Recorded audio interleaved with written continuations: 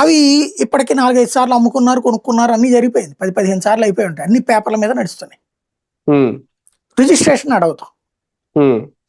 ఆ భూమిలకి సంబంధించి వాళ్ళకే పట్టా ఇచ్చేయాలి. అలా ఇవ్వాలంటే దేవాదాయ శాఖ నిబంధన ఏంటి? దేవుడి భూమి అది. దానికి ఆల్టర్నేటివ్ గా సింహాచలం దేవస్థానానికి వేరే చోట భూమి ఇవ్వాలి. ఇదే వాల్యూడ్ భూమి ఇవ్వాలి, కానీ ఇన్ని ఎకరాల భూమి వేరే చోట కావాలంటే ఇస్తుంది ప్రభుత్వం, ఏ మారుమూలలో.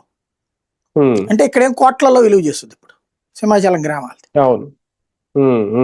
ఒక 1000 కోట్ల భూమి అనుకోండి, 1000 కోట్లు ప్రభుత్వం డబ్బులు ఇచ్చి తీసుకోవాలి, దేవాదాయ శాఖది విడిగా రాసి ఇచ్చేయడానికి వీల్లేదు. జగన్ దానికి తెలివిగా చేసిన ఎత్తుగడ ఏంటంటే ఈ 22A కిందన వాళ్ళకు కూడా ఇచ్చేసాడు, ప్లాన్ చేశాడు. ఏది 20 ఏళ్ళు పైన ఉంటే ఎవరిది వాళ్ళకే చెందుతుందని పెట్టాడు కదా.